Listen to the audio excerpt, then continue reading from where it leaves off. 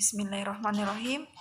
Perkenalkan, nama saya Andi Nur Safna dengan NIM 2102010051 Prodi PAI 6B. Langsung saja, evaluasi pembelajaran ialah suatu penilaian atau pengukuran untuk mengetahui tingkat kemampuan seorang peserta didik atau siswa sehingga kita dapat menentukan kadar atau kemampuan yang dimiliki oleh siswa atau peserta didik dalam memahami suatu proses dalam pembelajaran atau dalam suatu proses melaksanakan pendidikan, yang dimana untuk mencakup penilaian terhadap data yang dikumpulkan melalui dengan suatu kegiatan asesmen, baik yang menggunakan instrumen tes maupun instrumen non-tes. Adapun beberapa fungsi dari sebuah kegiatan evaluasi, di mana itu yang pertama, kita dapat mengetahui kemajuan kemampuan belajar peserta didik. Jadi kita sebagai seorang pendidik, kita dapat mengetahui apakah peserta didik tersebut telah mendapatkan kemajuan dalam suatu proses pembelajaran, apakah ia telah mencapai tujuan pembelajaran yang telah diajarkan oleh sebagai guru. Lalu yang kedua itu adalah kita dapat mengetahui status akademis dalam kelas. Jadi kita sebagai pendidik, kita dapat mengetahui status akademis peserta didik dalam kelas itu tersendiri. Yang ketiga adalah kita dapat mengetahui penguasaan dan kelemahan peserta didik terhadap sebuah pembelajaran. Jadi kita sebagai pendidik atau guru, kita dapat mengetahui kelemahan peserta didik. Jadi kita dapat melihat situasi dan kondisi di dalam kelas, bahwa mana siswa yang mampu memahami secara mudah dan mana siswa yang tidak mampu untuk memahami materi pembelajaran dengan cepat. Jadi perlu membutuhkan waktu yang cukup lama untuk memahami materi yang telah diajarkan. Jadi kita dapat mengukur tingkat kemampuan peserta didik, mana yang lebih mudah memahami dan mana yang tidak mudah memahami, sehingga kita sebagai pendidik dapat memilah atau memilih metode yang tepat bagi kondisi dan keadaan yang telah dialami oleh peserta didik.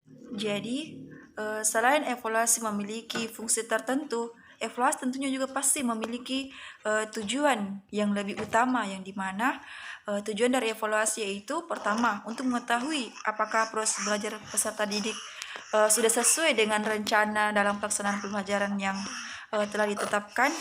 Jadi kita sebagai seorang pendidik atau seorang guru harus mampu mengetahui apakah dalam proses pembelajaran yang telah kita terapkan itu sudah sesuai dengan tujuan yang telah diinginkan. Karena kita sebagai pendidik pasti memiliki tujuan pembelajaran, di mana kita pasti memiliki keinginan agar pembelajaran yang telah kita ajarkan kepada peserta didik dapat terlaksana secara baik atau secara efektif.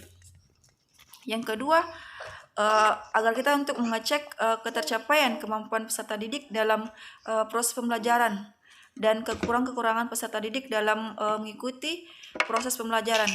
Seperti yang tadi yang saya katakan, bahwa kita sebagai seorang pendidik pasti tentunya mengetahui peserta didik kita mana yang sudah mampu memahami secara mendalam dan mana yang peserta didik yang belum mampu memahami materi yang telah kita ajarkan.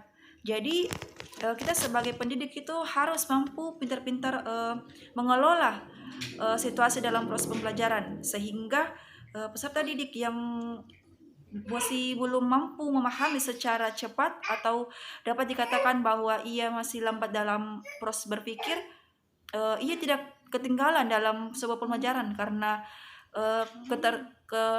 ketercapaian atau kemampuannya masih kurang.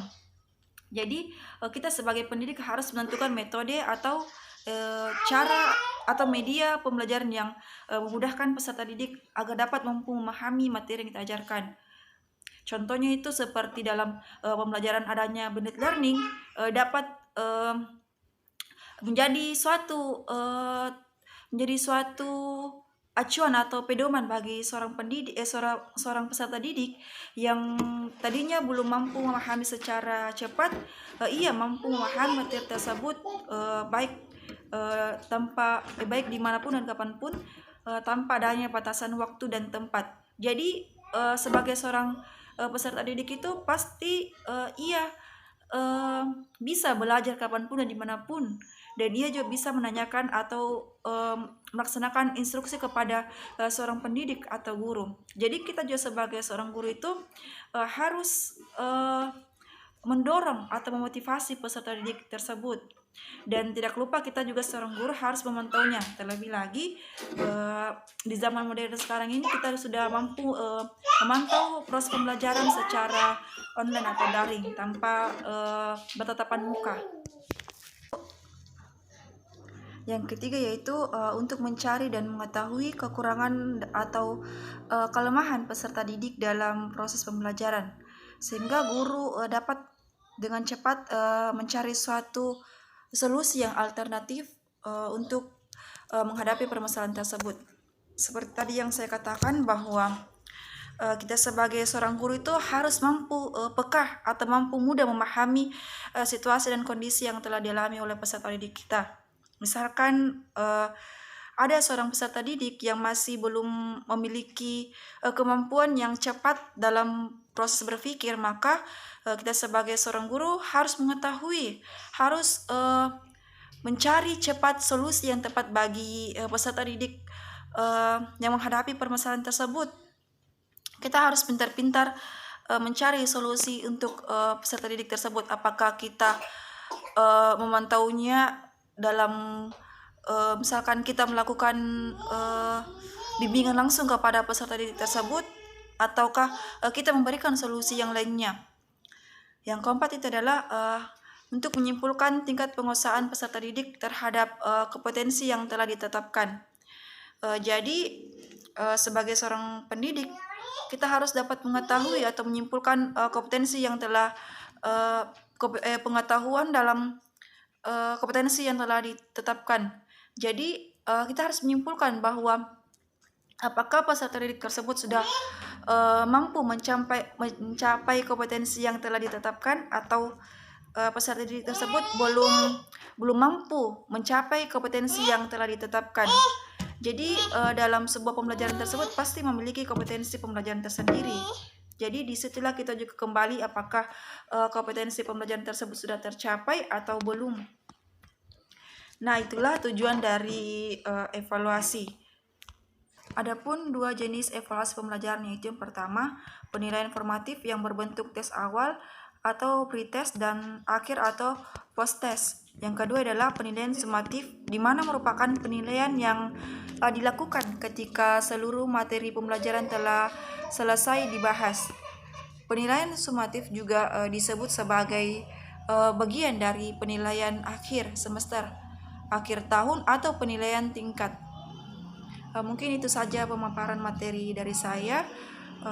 Kurang lebihnya mohon dimaafkan. Wassalamualaikum warahmatullahi wabarakatuh.